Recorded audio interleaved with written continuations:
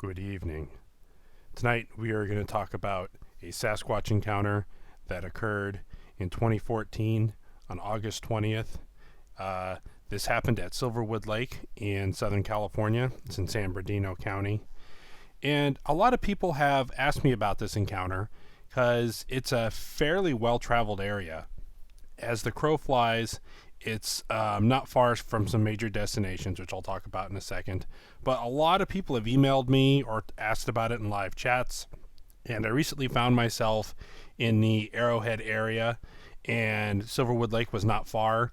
And if you're up in Arrowhead or Crestline or any of those areas and you want kind of a back way out, you can sneak out through this highway that takes you past Silverwood Lake and then dumps you onto the 15. And being in Southern California, you don't necessarily think of it in Bigfoot habitat, but this Silverwood Lake is in the same mountain range as Big Bear Lake, Arrowhead Lake, and Crestline, and all those different areas up there. A mountain community here. While Arrowhead is right around 6,000 or 7,000 feet, and I think Big Bear Lake is somewhere around 7,000 feet like that. Pretty high up, they get a fair amount of snow. There's skiing. It's fairly well traveled. It's kind of the closest local mountains without having to drive out of LA to get into the southern Sierras. So it's quite a popular place. Silverwood Lake is a dam, as you could see it there, and I think it was created back in the 20s or something like that. And it's a very popular day use site.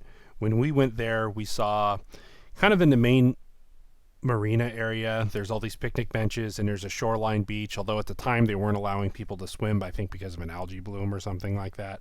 But there were a ton of people along the shore, a ton of people in all these day use areas.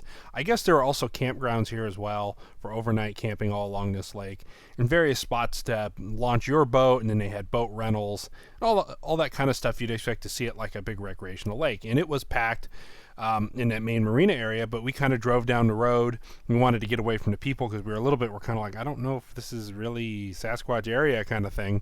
It's very off-putting. We see, quite frankly, a lot of trash around, which I think is important, and we'll talk about that in a minute. But when you look at its close proximity to the very high elevations, lots of cover, lots of bushes, lots of trees, and the fact that there was a lot of trash around, a lot of people camping, a lot of people partying, a lot of people barbecuing, and I could just imagine after a really busy weekend, especially like Labor Day when we were up there, the trash cans are probably overloaded. There's probably chips everywhere. There's probably hot dogs and hamburgers and leftover bread and tortillas and everything else that's around. And we saw coyote poop everywhere, and I think that the coyotes and raccoons and everything else probably love coming there and picking up on all the food that gets left over and dropped. We also found a couple of dead fish floating in the lake that looked like they had probably been caught, and then, they weren't resuscitated properly or whatever, and they tried to release them and they're just dead, or sometimes fish die. And it'd be very easy for a predator or something to come scoop one of these up as well.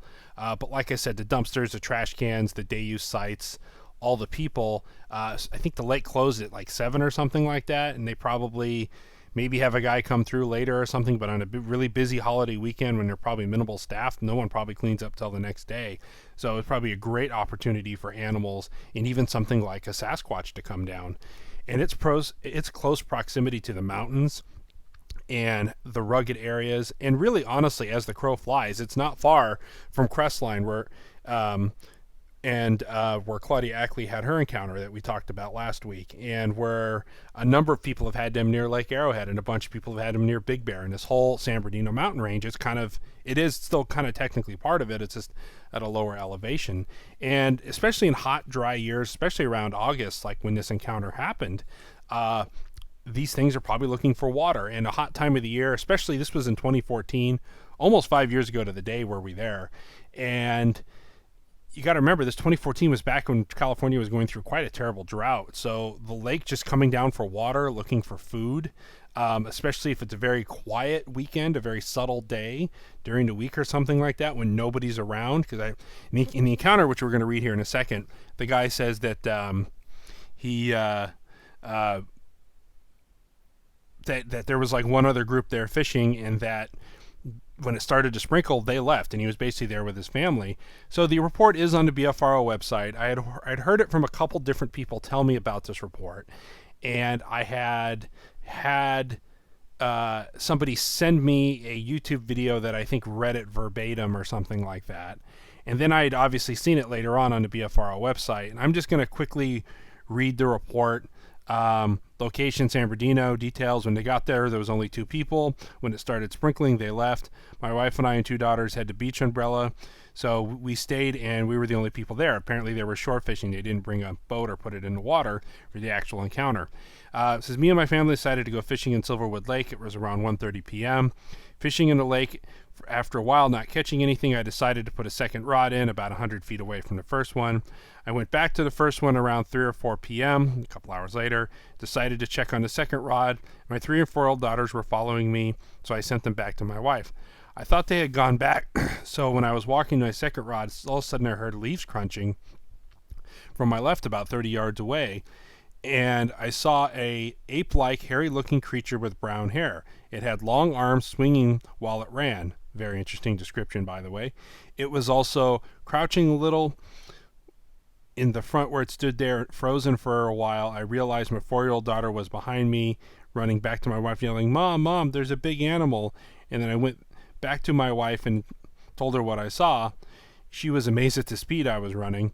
So I guess the 4-year-old daughter saw it and was screaming, "Animal, animal." This was around 3 or 4 p.m. in the afternoon. It was a little cloudy. It was sprinkling, light wind. Completely different when I went out there. It was really hot and dry.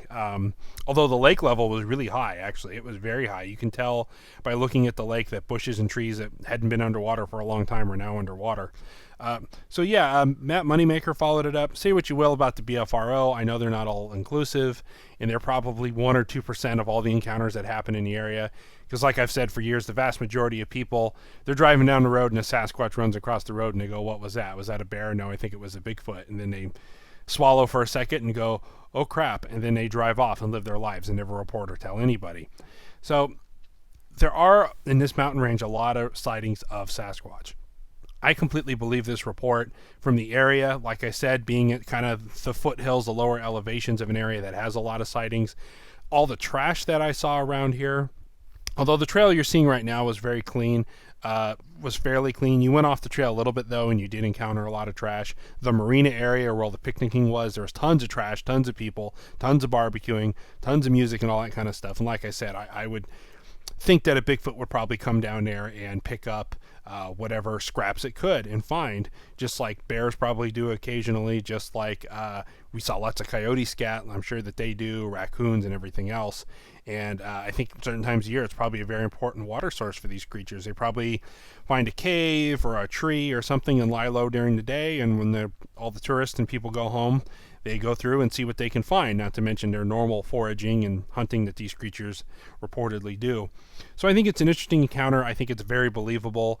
I would have liked to have spoken to this guy and see how he described. I think it was very interesting in his description. It said it had long arms and it was swinging and it was kind of hunched over.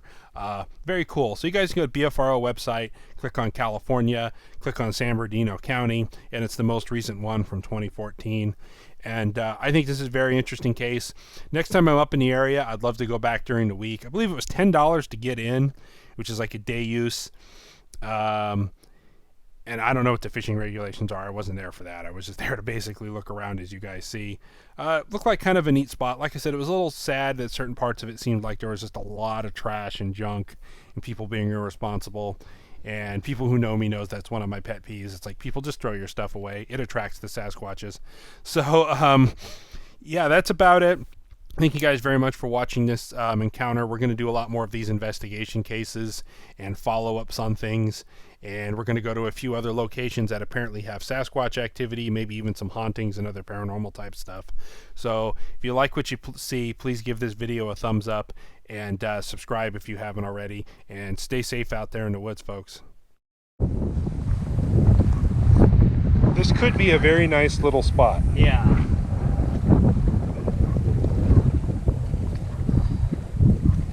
The old Indian with the tear. Yeah. Commercials. All right, well, let's head back. We can probably maybe just keep driving and see if we can find some of those other spots. Yeah. We paid the money. We might as well look around.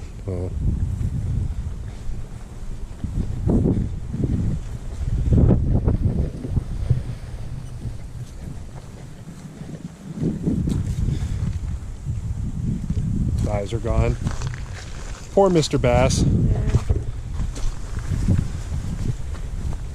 Man, I thought that was going to be a cool little spot.